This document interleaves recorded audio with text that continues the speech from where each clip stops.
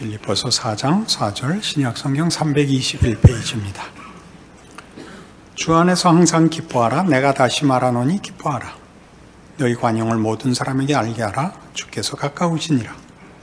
아무것도 염려하지 말고 다만 모든 일에 기도와 간구로 너희 구할 것을 감사함으로 하나님께 아뢰라. 그리하면 모든 지각에 뛰어난 하나님의 평강이 그리스도 예수 안에서 너희 마음과 생각을 지키시리라. 이제 이 바울이 빌립보에 보내는 편지를 마무리해 가고 있는 중입니다. 앞에 다뤘던 모든 내용들을 이제 이런 결론으로, 이런 당부로 마무리를 하는 거죠. 기뻐하라, 관용해라, 염려하지 마라, 감사하라. 그리하면 평강이 너희 마음에 넘치리라. 이런 것입니다. 성경에서 나오는 이런 일종의 표현상 명령어 같이 보이는 기뻐하라. 우리 잘 아는 데살로니가 전서 5장 있지 않습니까? 항상 기뻐하라, 쉬지 말고 기도하라, 범사에 감사하라. 그것은 결단코 우리가 자기를 안심시키는 방법이 아닙니다. 항상 기뻐하라는 것은 하나님이 늘 하나님의 지키심과 축복하심으로 우리를 붙들고 계시다는 뜻이요. 쉬지 말고 기도하라는 모든 기도를 들으시고 응답하신다는 뜻이요. 범사에 감사라는 것은 아무리 사소한 것도 하나님의 은혜와 보호하심 바깥에 있는 것은 없다. 그런 뜻이라고 했습니다. 지금도 마찬가지입니다. 이 기쁨은 세상적인 기쁨, 소원이 이루어지고 보상을 받고 자존심이 만족을 얻고 모든 사람 앞에 우리의 우월함이 확인되는 것, 그런 것과 거리가 멉니다. 왜냐하면 이 기쁨은 관용과 병행을 이루고 있기 때문입니다. 이 관용이라는 것은 이 서신을 쓰던 초대교회 때는 로마 제국이 그리스 정신에 물들어 있을 때입니다. 정치적으로는 로마 제국이었지만 정신적으로는 그리스 사상이 주도권을 잡고 있을 때인데, 그 그리스 사상들 속에는 기독교 사상과 대치되고 반대되는 내용이 있는 반면에 일반적인 이해와 개념에 있어서는 훨씬 도움을 주는 개념들도 있었습니다. 그 설명에 의하면 관용이란 훌륭한 합리성이라고 되어 있답니다. 훌륭한 합리성. 묘한 표현이죠. 훌륭한 합리성. 무엇과 반대되는 개념이냐면 엄격한 정의. 엄격한 정의와 반대되는 개념. 훌륭한 합리성. 그냥 합리성이 아니고 훌륭하다는 건 무슨 뜻일까요? 합리성이 다만 이론이거나 이상이거나 규칙이거나 법이 아니고 인간성 위에 서 있는 합리성이다, 그런 뜻이죠. 그러나 이제 바울이 서신에서 이 말을 차용해서 쓸 때는 그 합리성이 인간성 위에 있는 것보다 더 크게 하나님의 성품 위에 서 있는 것이라 라는 뜻입니다. 그것 때문에 우리는 기뻐해야 한답니다.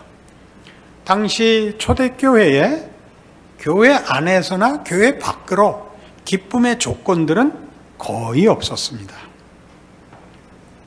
교회 안에는 당시 시대의 그 시험, 말하자면 현실적 삶을 중시하는 실용성과 또 정신만을 강조하여 육체로 구체화해야 하는 신앙 실천을 또 외면하는, 또 믿음의 강조점이 달라서 어느 교회나 교리적인 싸움, 신앙의 균형과 함께 가는 싸움에 있어서 어느 교회나 다 어려움을 겪고 있었습니다. 그러니까 교회 안에, 교회사 내내 교회 안이 한 마음 한 뜻을 가진 적은 없습니다. 그것은 이제 조금 이따 설명해 나가겠지만, 하나님이 우리를 당신의 자녀로 부르시고 구원을 허락하시고 하나님이 기뻐하시는 자리로까지 부르는 일이 시간이 걸리는 과정을 갖고 있기 때문입니다.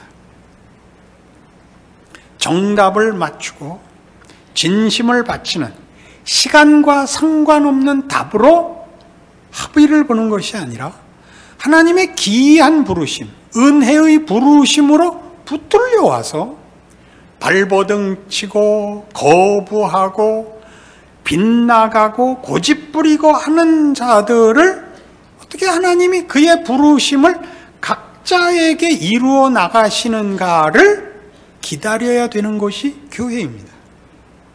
그래서 관용하라는 것이죠.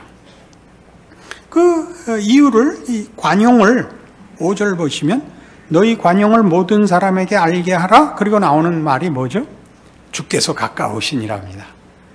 여러분들도 읽으면 다 느끼듯이 곧 주께서 오신다. 그러니 좀 기다려라 라는 뜻으로 금방 이해하실 것입니다. 이 주께서 가깝다는 것은 오늘 본문의 모든 내용을 이해하는 가장 중요한 표현입니다. 주께서 가깝다는 것은 주의 약속의 날이 그 목적을 향하여, 그 약속된 날이 우리 현실에서는 멀어 보이지만 이 역사와 현실 속에서 하나님이 그 목적을 향하여 하루하루를 인도하고 계신다, 일하고 계신다라는 뜻이며, 또 하나는 우리 곁에 계셔서 함께 하신다라는 두 측면을 다 얘기하는 것입니다. 이런 이해는 우리 빌립보서 2장 5절 이하에 있었던 예수 그리스도 찬가라고 명명했던 예수 그리스도의 오심이 가지는 하나님의 자기 증명, 하나님의 일하심에 대한, 하나님 방법에 대한 구체적 증거에 근거하는 것입니다. 자기를 비우시고 종의 형체를 가져 우리를 위하여 죽으시는 하나님이라는, 우리를 구원하기 위하여 저 구름 위에서 뭐라고 선언하시고 뭐라고 말씀하시는 분 정도가 아니라 찾아오시는 하나님, 죽음의 자리까지 들어와 우리를 끌어안는 하나님이라는 것이죠. 그래서 그 빌립보서 3장에 10절 보시면 바울이 자신의 신앙을 어떻게 이해하고 있는지, 기독교를 어떻게 이해하고 있는지에 중요한 내용이 나오죠. 내가 그리스도와 그 부활의 권능과 그 고난의 참여함을 알고자 하여 그의 죽으심을 본받아 어떻게 해서든지 죽은 자 가운데서 부활에 이르려 하노라입니다. 죽은 자 가운데서 부활에 이른다는 것은 지금 아직 죽은 자들 속에서 일해야 하는, 죽은 자를 위해서 일해야 하는 시간이라는 것을 그가 이해하고 있다는 것이죠.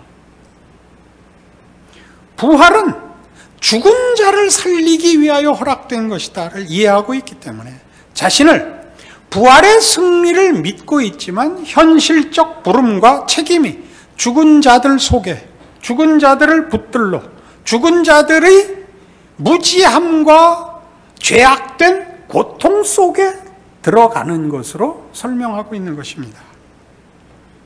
그것이 주께서 가까우시니라입니다. 시간은 그냥 무심히 흘러가거나 역사는 어떤 권력에 의해서 조작되고 운명이 결정되는 것이 아니라 이것은 하나의 무대이고 역사란 시간과 공간의 무대이고 실제로 일하시는 이는 하나님이시다.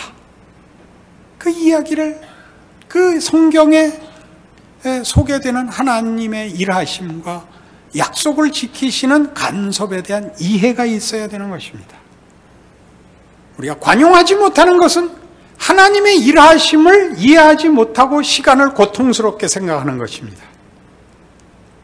어떤 반대, 어떤 오해, 어떤 억울함 같은 것들이 지금 그러한 것대로 영원히 갈 것 같이 못 참을 때 우리는 관용할 수 없습니다. 그것이 모두의 하나의 과정이요.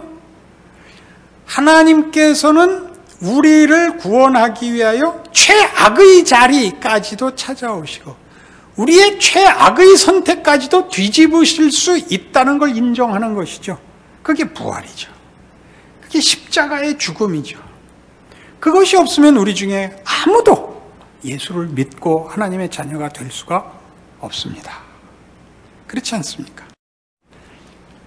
우리 기독교 신앙에서 제일 무서운 것은 저는 시간이라고 생각합니다. 그리고 공간이라고 생각합니다.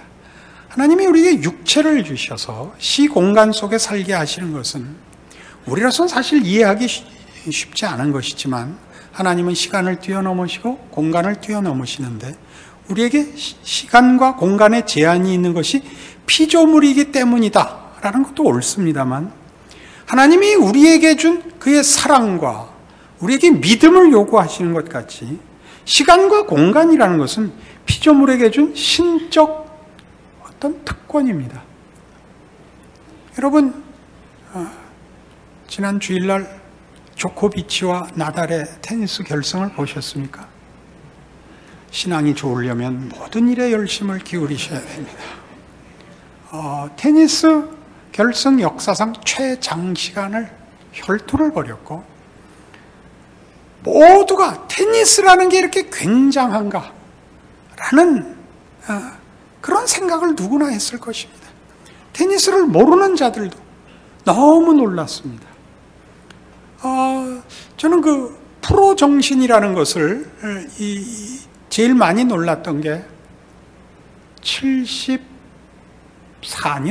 5년이었나 쯤으로 기억합니다만 무하마드 알리와 조 프레이저가 필리핀 마닐라에서 15라운드 경기를 한 적이 있습니다. 14회전까지 계속 난타전을 했고 정말 인간이 낼 수 있는 모든 기량과 인내와 최선을 다한 경기였습니다. 조 프레이저가 이게 완전히 얼굴이 이렇게 다 불어서 눈이 보이지 않게 돼서 조 프레이저는 14회 마치고 칩세칸이 와서 이거 닦아주는 거 닦고 나갈 참인데 그 칩세칸이 말립니다. 됐다. 그만하자. 나가려고 그래도 프레이저가 나가려고 하니까 수건을 던졌죠. 수건을 던진 건 기권을 뜻합니다. 근데 무하마드 알리는 나오는 줄 알고 나왔어요. 이제 종이 울리려는 순간에 먼저 서서 나왔는데 수건을 던져서 어리둥절한 겁니다. 그리고 상대방이 기권을 했구나를 알자 기절해 버렸습니다. 대단한 프로 정신이죠. 하나님이 우리에게 시간과 공간을 주셔서 말하자면 축구 경기를 할 때 이렇게 엔드라인이 있고 사이드라인이 있고 축구는 그렇게 말하지 않습니다. 사이드라인, 엔드라인이지만 영국 사람들이 축구를 만들면서 아주 잘난 척을 하고 이름을 고쳤는데 사이드라인은 터치라인, 엔드라인은 골라인입니다. 그쯤은 알아야 됩니다. 예수를 믿으시려면 이 정도를. 그리고 다른 모든 경기는 룰입니다. 규칙이. 축구 경기만은 룰이 아니라고 로라 그럽니다. 법이라 그럽니다. 대단한 잘난 척이죠. 그게 축구 경기가 있기 때문에 그 잘난 척을 할 수 있는 무대가 형성이 됩니다. 테니스에서는 더 잘 나타나죠. 네트가 없으면 그 기량은, 그 최선은 보일 수가 없습니다. 사이드라인과 엔드라인이 없으면, 인과 아웃이 없으면, 그렇지 않습니까? 아무나 자기 마음대로 휘두르면 되는 곳에서는 어떤 최선, 어떤 인내, 어떤 극복 같은 것들이 형태를 취할 수가 없지 않습니까? 그것이 하나님이 우리에게 주신 큰, 하나님만이 주실 수 있는 어떤 특혜입니다, 사실은. 그런 차원에서 우리는 시간을 이해해야 합니다. 시간이란 우리가 가진 진심, 우리가 가진 결정이 시간을 가지고 더 크고 더 넓고 더 깊게 이렇게 모양이 생겨나는, 구체화되는 기회인 것입니다. 한 번 고함 지르는 건 누구나 쉽죠. 그렇게 하나님이 우리에게 요구하시지 않고 시간을 요구하시고 공간을 요구하십니다. 구경꾼이 되게 하는 인생은 없습니다. 우리가 남의 일에 말을 할 때는 언제나 해설자로 일하죠. 해설은 쉽습니다. 어떻게 하라는 겁니까? 축구를 어떻게 하라고요? 수비보다 빨리 공을 몰고 들어가서 골키퍼가 잡지 못하게 슛을 쏘라는 겁니다. 그건 해설입니다. 그렇게 하는 것은 다른 문제입니다. 그렇게 하라는 것입니다. 여러분, 신앙, 인생을 시간과 공간 속에서 육체로 빚어내셔야 됩니다. 그것은 책임일 뿐만 아니라 명예입니다. 우리 북한 출신 축구 선수인 정대세라는 선수가 월드컵에 나가서 줄줄 울었죠. 그래서 우리는 모두 저 친구가 그 북한 대표로 나와서 조국에 대한 그 충성심을 보이는 줄 알았더니 나중에 인터뷰를 하니까 뜻이 달랐습니다. 월드컵에 축구 선수로 선다는 것에 영광, 명예에 대해서 감격했다고 합니다. 여러분, 그 표사하고 구경꾼으로 들어가면 그렇게 울 사람 없죠. 선수로 서는 것과는 명예가 다릅니다. 그 모든 일을 우리 보고 결과를 책임지라는 시간과 공간이 아니라 하나님이 궁극적인 승리를 이루실 일에 우리를 부르고 있습니다. 주께서 가까우시니라. 내가 성공해야 된다가 아니라 주께서 가까우시니라. 그러니 너 이 책임 있고 영광된 너희의 신앙을, 하나님의 자녀된 책임을, 그 순종과 믿음의 승리를 펼쳐 영웅이 되고 위인이 되며 하나님의 영광을 증거하라. 그렇게 우리를 부르시는 것입니다. 그래서 6절 이하에 나오는 아무것도 염려하지 마라, 기도해라, 감사함으로 하나님께 아뢰라. 이게 다 뭔가 보십시오. 결정권이 하나님에게 있고 그의 신실하심과 전능하신 손에 있음을 기억해라 이겁니다. 염려하지 말라는 것은 내가 운명을 쥐고 있는 것 같이 안절부절하지 마라 이겁니다. 궁극적인 승리가 하나님 손에 있다는 것 기억하고 너는 네가 할 수 있는 것 해라 이겁니다. 우리가 할 수 있는 것이라는 것은 믿음의 그 위대한 현실은 모든 것을 극복하고 잠잠한 마음이 아닙니다. 쩔쩔매는 것입니다. 막연하고 불안한 것입니다. 걱정하는 것입니다. 염려하지 말라 그래서 가만히 있으면 된다고 생각하시면 안 됩니다. 고린도후서 11장에 가보실까요? 사도 바울이 자신의 고생한 얘기를 나열하는 22절의 내용입니다. 여러분 잘 알고 계시니까 이것은 넘어가고 28절에 이르면 앞에 고생한 이야기, 고난받은 이야기 끝을 이렇게 맺습니다. 이어갑니다. 또 28절 이외의 일은 고사하고 아직도 날마다 내 속에 눌리는 일이 있으니 곧 모든 교회를 위하여 염려하는 것이라. 누가 약하면 내가 약하지 아니하며 누가 실족하게 되면 내가 애타하지 아니하더냐. 내가 부득불 자랑할진대 내가 약한 것들을 자랑하리라.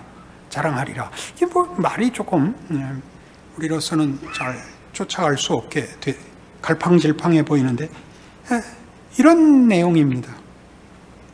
내가 교회를 위하여 염려한다는 것은 하나님 손에 맡기고 가만히 있으면 된다는 뜻이 아니다.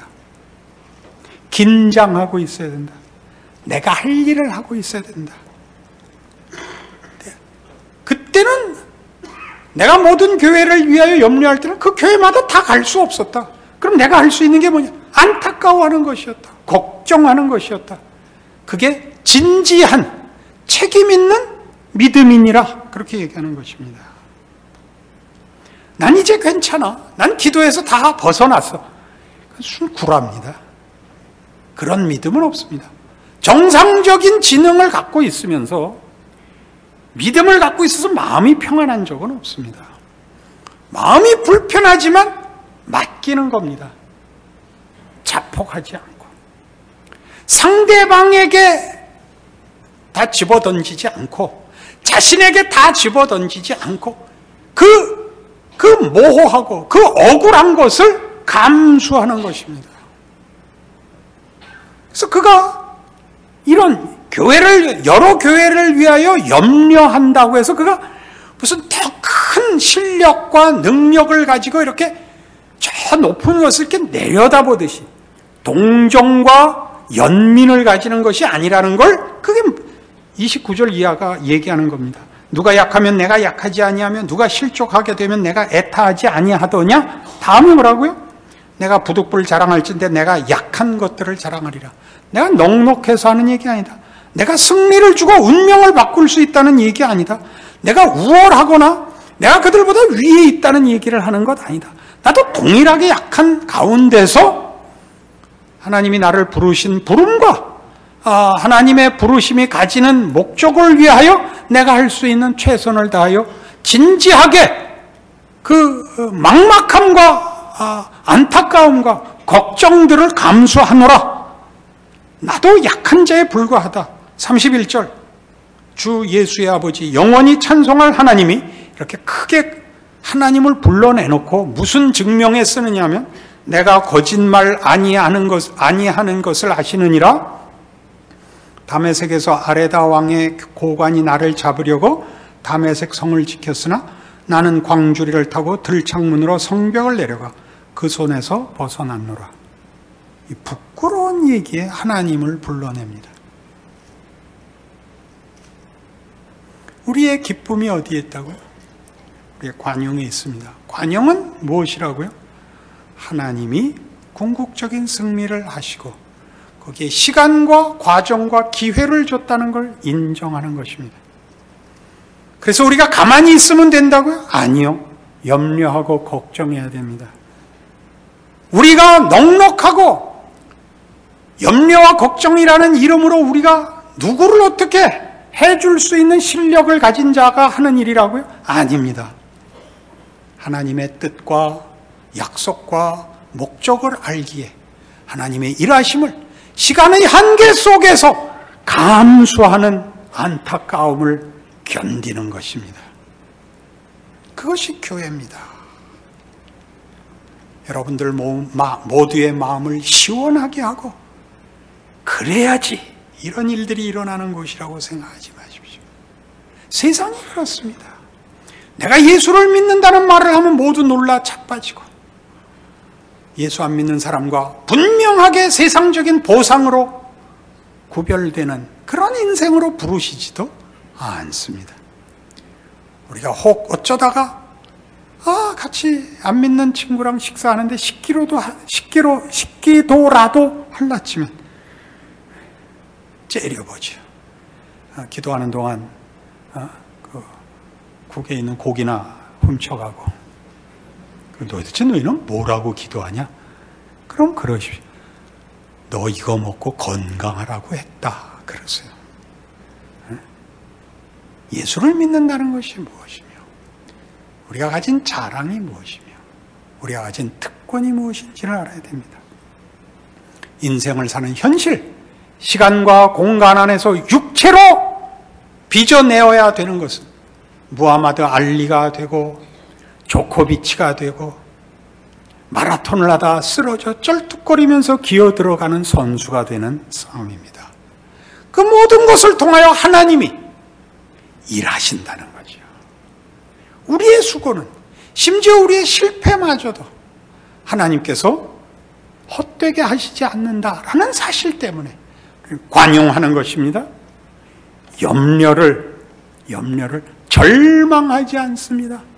감수하고 극복하는 것입니다.